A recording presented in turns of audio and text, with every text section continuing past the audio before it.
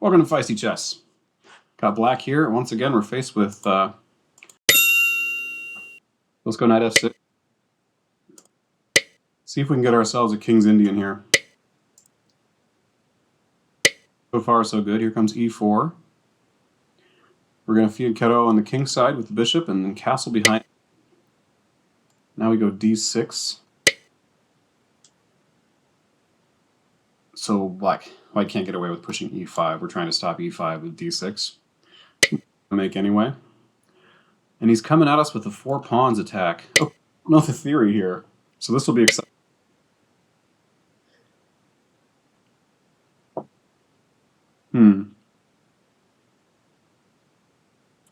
Bishop e2.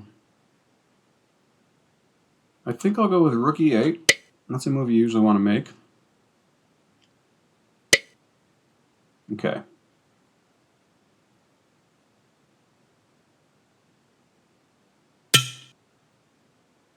Well, this is not going exactly how I'd wanted it. Okay, I have to come back to e7. I need to... I really got to study the King's Indian. You can't just jump into it without knowing what you're doing. Mainly because, I mean, I know the main lines, but when white doesn't play the main lines, I get wrapped up in this kind of stuff. Okay. I think this knight wants to come to f8.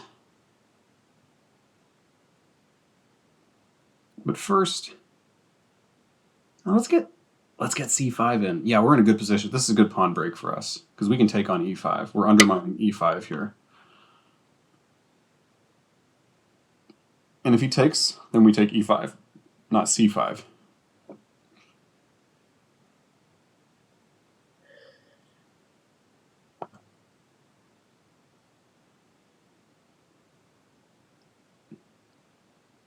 Say white just castles. We'll take here, and then if queen takes, I think we might be able to get away with knight takes e5. Yeah, I think so.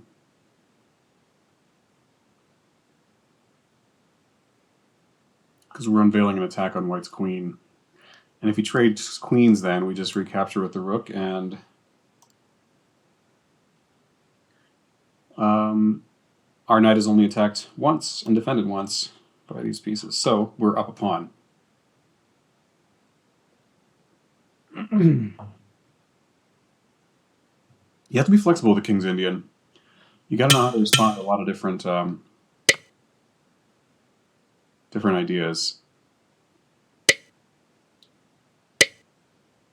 So I was happy to find c5 here. I don't see anything wrong with it immediately.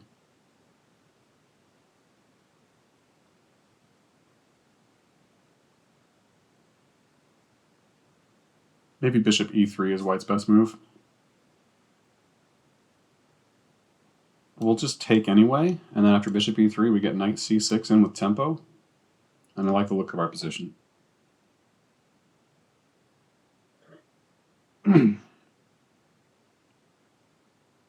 Hard to see how he holds on to e5 here. Yeah, maybe his best move is e6. I think e6 was a good move there. Okay, like I said, we're going to take on e5 because that pawn is more important, and now our bishop is a beast.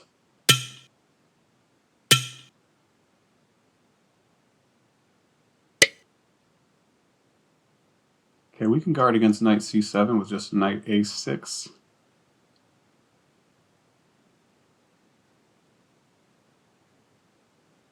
Do we need to guard against that? Can we just go knight? Well, yeah, knight a6 looks like it'll be met by b4.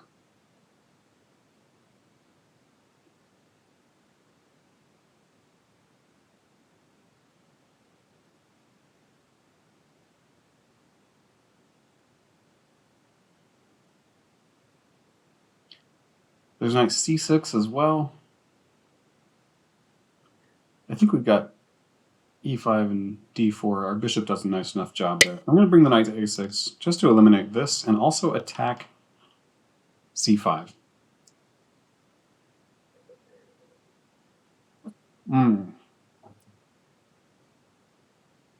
Made myself a tasty shake.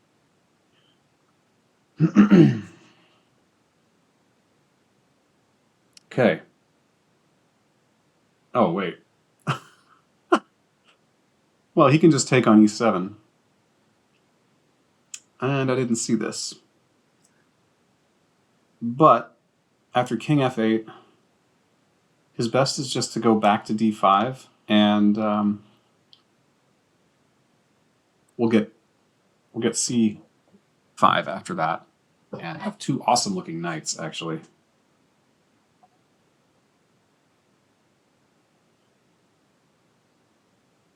So knight c6 was maybe better because that would also guard e7, and then if knight c7, we just obviously play rook here. But then bishop f4 starts to look uncomfortable because it points at our rook. Our knight's still holding things together, and our two knights are helping to hold, so maybe then bishop e6. It's complex. Okay. King will be happy on f8, is a little closer to the center, since we're looking like an ending. And now he's allowing me to, to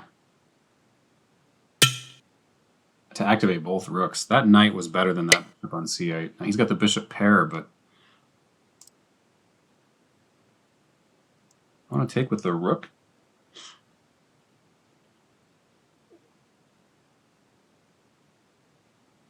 I'll take with a knight. Seems more natural. And then I can drop a knight in here.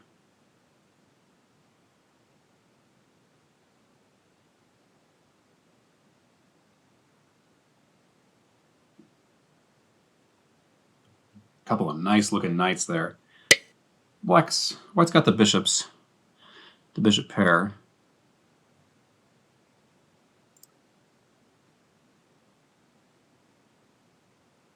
But now knight d3 looks really strong. Okay, I gotta slow down.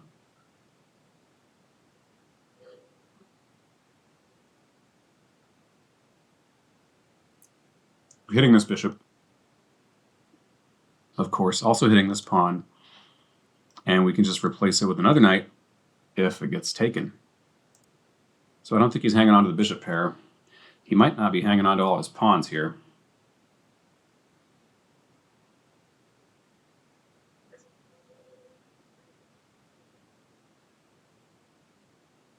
Ideas in the future, I'd like to play, I think, b6.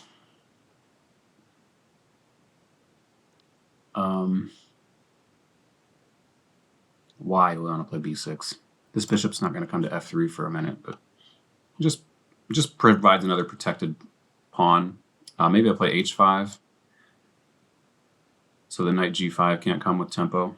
These are just kind of prophylactic ideas on the principle of protect all your pieces. Critical, I've got control over d6 here.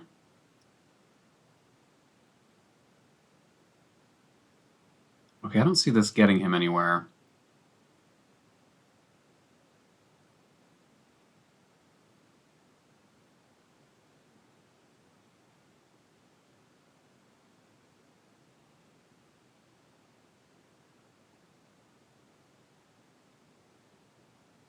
I'm not worried about the knight on g5. I don't mind that knight being on g5. So do I want to kick it? Or h5?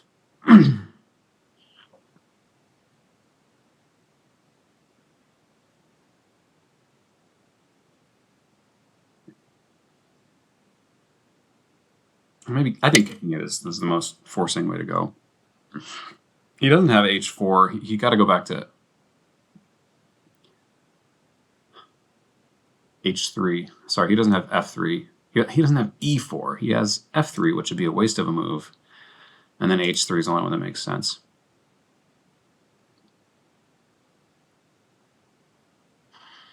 Once he moves the knight, I'll probably just take here and play a rook to d2. Really like getting rid of his dark square bishop now that my king is on a dark square.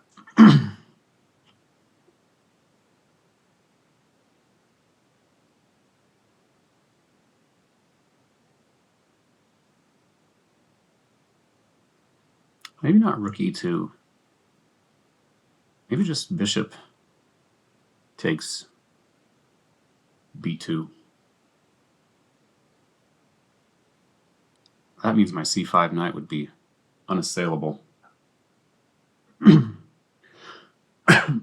So no material advantage yet anyway, but looking very good here. Knight h7 check is not possible, of course. He just loses a whole knight in that case.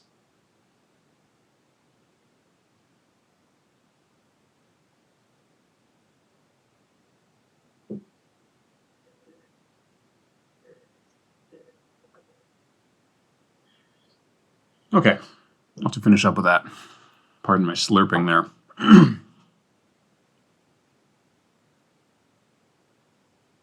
I think my opponent is thinking quite a long time. Or they've given up and are just timing out. I hope that's not the case.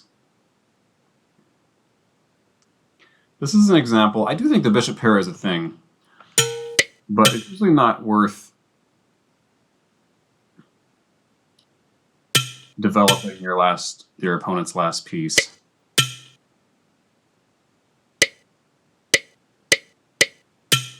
And oh wow, he's taking on f7. Oh.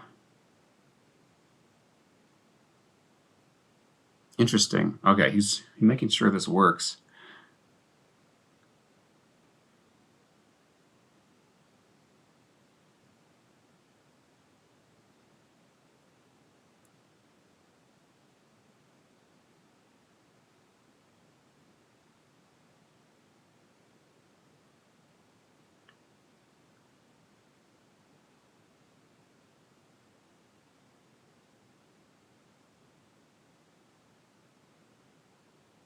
I want to take here, but then he's got knight takes rook check. So I think I need to take this right now.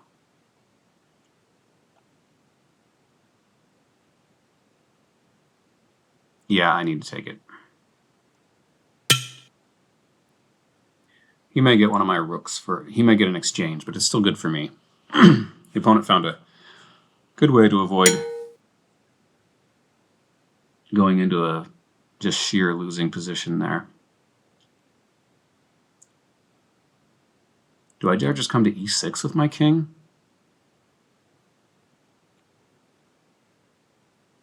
No, I get skewered there. e7 makes sense, though.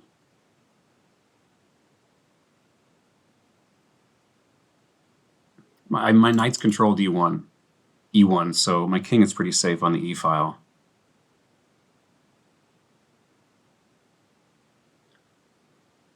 It might not be true forever, though.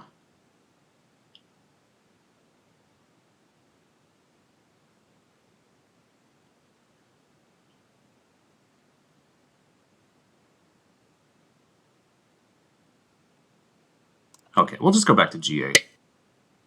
I'm not sure if it's the time for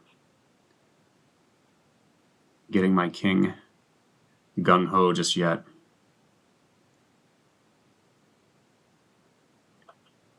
There's no stopping me getting this this b-pawn.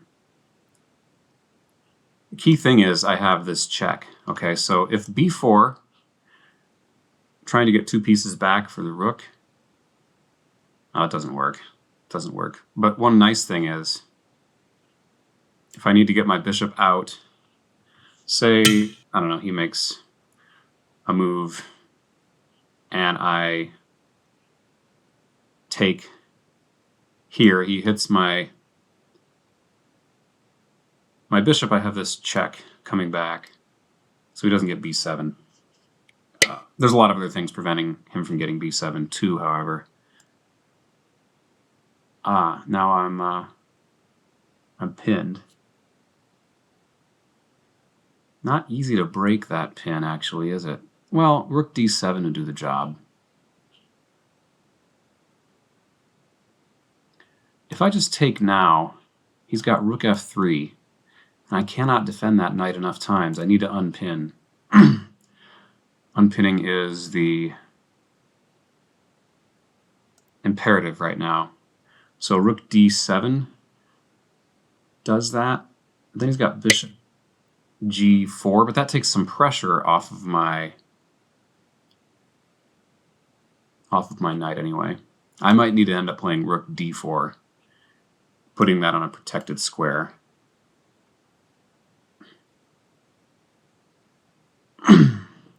Generally, when you're up 2 pieces for a rook, he does have a pawn as well for this. Generally, when you're up this amount of material, you want to keep a rook on the board. His 2 rooks can actually kind of step on each other's toes, and my 1 rook, it's a little harder when you simplify it down. The more pieces come off the board, the better that rook is compared to the 2 pieces. The rook likes the open board. The 2 pieces are better at navigating around pawns. So if white knows what he's doing, he'd be trying to trade off my rook and trade off pawns. Okay, yeah, here we go. And this gives us a tempo to play this.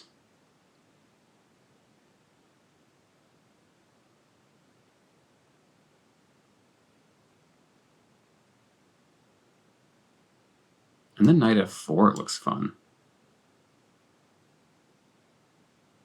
Bishop e2, I presume. Yeah. Knight f4. Okay. We'll just... we can just take this. I have a knight guarding that square. I almost played king g8. Let me just check. Yeah, everything's hunky-dory after knight takes. My opponent just overlooked the backwards knight move, so I'm glad I'm not the only one this round that makes those kinds of mistakes. All right, let's look at the game. Turn down the volume here to get all the cling-clanging. Analysis. Wasn't proud of the opening here. Let's learn a little King's Indian opening theory. I think the opponent played some nice ideas. So we're in the King's Indian main stuff here, but now I'm not familiar with the 4 pawns attack. I hear, and there's a lot of openings with 4 pawns attack. A lot of hyper-modern black openings have 4 pawns attacks that you can be, all 4 center pawns come out. Alekine's defense, Pierce defense, and the King's Indian. So I don't know this all that well. So I played the right move. Apparently the book move is to castle. And then knight f3 is the usual move. In the case of bishop e2, c5 is usually played. I played rook e8. Let's see what the computer recommends. Rook e8 was played in one other game. The computer recommends rook e8. Okay. My thought was rook e8 with rook e8 was to play this, and that's not possible at the moment, but to try to contest and to push e5. Knight d7 would have been the natural move here, but the problem with knight d7, knight b to d7, say knight f to d7 is maybe not a bad move, is now you got e5, right? And, well, the knight can come back here, I suppose. This doesn't look like fun. This is not why you play the King's Indian. Well, the King's Indian is a patient game, but it does culminate in a big kingside attack in many lines for black. In the most critical lines, black's trump card, his in exchange for giving up the center, giving up the space to white, is that he gets a nice attack king on the king.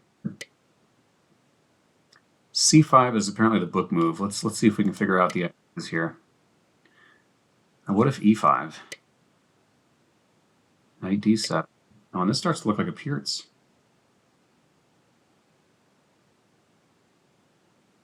Ah, favorable for black according to the computer. d5, giving up a pawn is...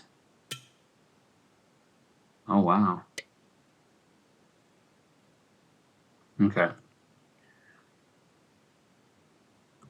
Let's go back and look at knight f3, the main line, and then c5 anyway. So, okay. The main idea against the 4 pawns attack is to try to provoke d5 by playing c5. So that I'm going to log that away. This is the lesson of the day as I'm learning the King's Indian. 4 pawns attack is met with c5. You could castle first, but you don't even have to. Looks like c5 immediately is also playable. And if d takes c5, I'm guessing you don't take. You can play this like a gambit. You can go queen a5. If they take here, this kind of stuff comes in. Okay. Oh, we can get the bishop pair. This is good for black. Actually, it's good enough to just take that pawn, huh? This looks more... Okay, and the queen can't take on d6 because bishop takes check, and we're winning a rook. But the knight can come here. We have to take, and then both kings come to the center. d7 seems a strange place. I guess we want to defend that pawn. Oh, computer says... And the computer likes pawns. And it takes a while for white to get pressure on the d file here, because his king is there. Okay. c5 being the idea after castling. So that'll be my plan in the future. I didn't play that, however. I played rook e1. And the computer doesn't like that move as much anymore. It likes c5. What about c6? That was another move I was considering. Waiting for knight f3, and then maybe we play here. So if knight f3, now e5. Wow. e5 is such a King's Indian type move. Preventing castling. What if white trades the queens? Then knight takes. Knight here, and knight takes is... Okay, we're going to get compensation in this form. Yeah, this looks good for white. Forget about c6. Okay. Let's look at the actual game. Now that comes to d7. Oh, I took. Maybe I shouldn't have taken. This allows him to get his big center. Yeah, okay, that's a mistake. I figured I needed to take. I didn't even consider not taking. So yeah. All right, I took. Problem is now I've traded my key center pawn for his flank pawn, and now he's still got this monstrous center. Now knight c7, and now he needs to go c5, so I can't, which is a strange move because it gives up so much. It gives up this big hole on d5. b6 is the way to do this? Okay. Boy, this is strange. Now you gotta go c6.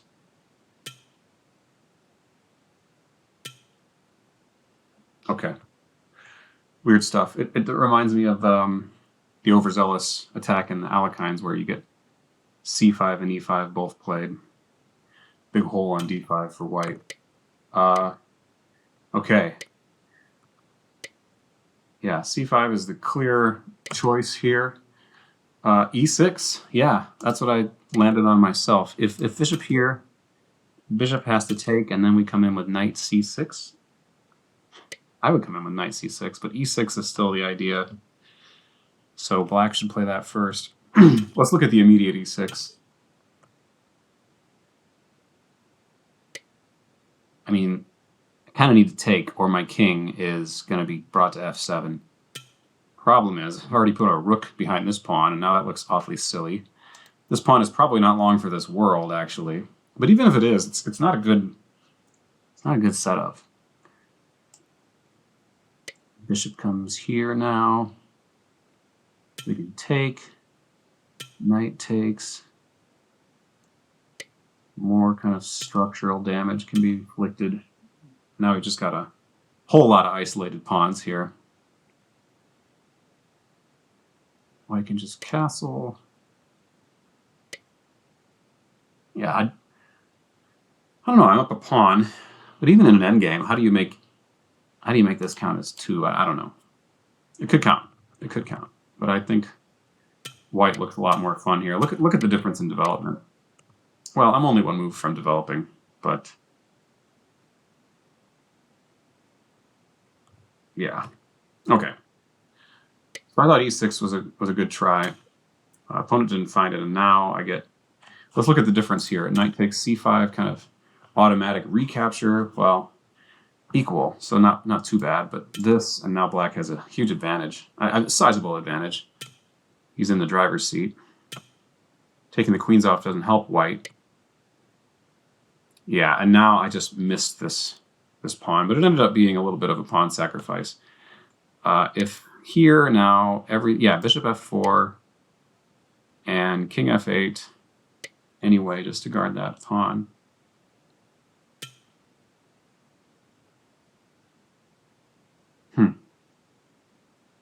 I think I would take with a bishop here.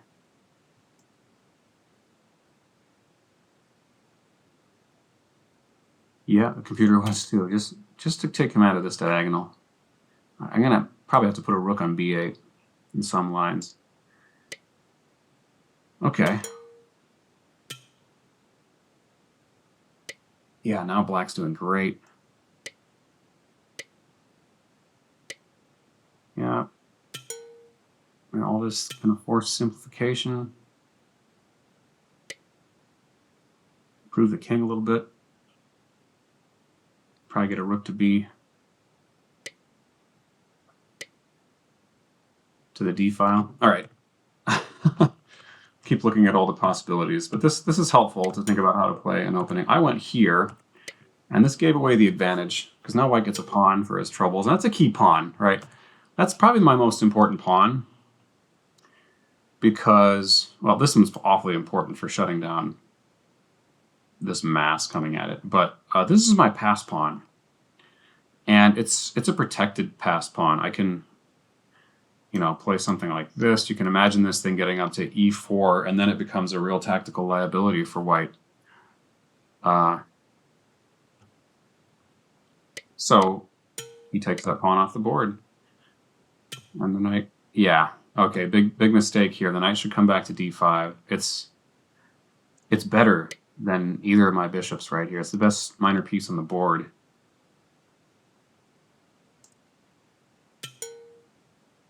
Although, okay, I can't believe that's equal. If he comes back, I guess he's got a 2-pawn majority over here. I just have a pawn, but I'm going to grab that pawn, and now it's basically equal, I suppose. But here, he's got the bishop pair, and I do believe in the bishop pair. It's valuable. But you have to, sometimes it takes some work to preserve it. And again, that knight is his best piece, especially if it can park on d5. And I have to spend a move, right? A move is worth about a third of a pawn anyway. The bishop pair is worth about maybe the same. I have to move this, get this here before I can play knight c7 to challenge that knight, or I can just have to take this, challenge it with my bishop and decide to take it myself anyway. In which case, he'll get a big fat center. So that knight is, it's a beast right there. But he gives it away and takes frankly, my worst piece, not developed at all, and develops. Well, the bishop is my second worst piece here. My worst piece is this rook. And he solves both of those problems for me in one move. So a good lesson here. Don't just, bishop pair. If it's the completely undeveloped bishop. Now, I play a lot of, against the French defense, I'll play a lot of lines where a knight comes to d6 and I get it supported by this e5 pawn. And that's the worst. It's the worst piece in black's on a whole army, bishop on c8 in the French defense, because you got pawns here and there. Never ever take that unless it's the only way to get that knight out of there and keep your material, right? So, yeah, knight takes here. It's just a really bad strategic move, and you can see the computer evaluates that as half a pawn difference. In my favor, right? Whereas if the computer's thinking like maybe like this person was, let's take the bishop, get the bishop pair because that's supposed to be half a pawn. Well, it all depends on context, doesn't it? Okay, now I even up the pawns. He's got the queen side majority, I've got the king side. But yeah. Okay, knight. I got bishop takes b2 right here. I was talking about that. Why didn't I go for that? Because he can't, after bishop takes b2, he can't take here because I come back and his knight has to come back. It can't come back with a check because I can just take it with the bishop. So he comes back here and then I get the exchange, right? So knight takes h7 is not possible. He's got to move the rook instead. If he moves it right here, I can get out of dodge with a check. This pawn is protected by this knight. Well, maybe I don't get out of dodge with a check. Actually, I don't need to go anywhere because the knight protects. Anyway, my move is probably good enough for a win too. Knight h3 is recommended here. And then, like I said, I would just, well, I'd probably take the bishop. But this is just as good, I suppose. Remember this knight. Oh, now these knights are working together. What about knight d3? And we just play c. Yeah, this is good enough.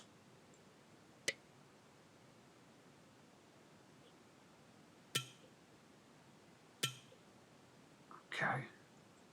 Anyway, too many lines. Too many lines. If you're still with me, kudos. We're almost there. Back to the line from the game. I didn't take that. He went here. Okay, king takes f7. And this was clever. I thought this was a nice way. This is probably the best. Well, it looks from a human perspective like the best way for black to play it. And apparently it is, according to the computer, too. So he's got a pawn. He's going to get a rook for 2 pieces. Okay, e7. Computer likes a little better. But I erred on the safe side here. And now this was a good move. Oh, I can always break the pin with this check. Ooh, that's a good move. Bishop check. And now I'm forking. No, I'm not. But I can hit the rook like this. And everything's covered. I can just calmly play my king up.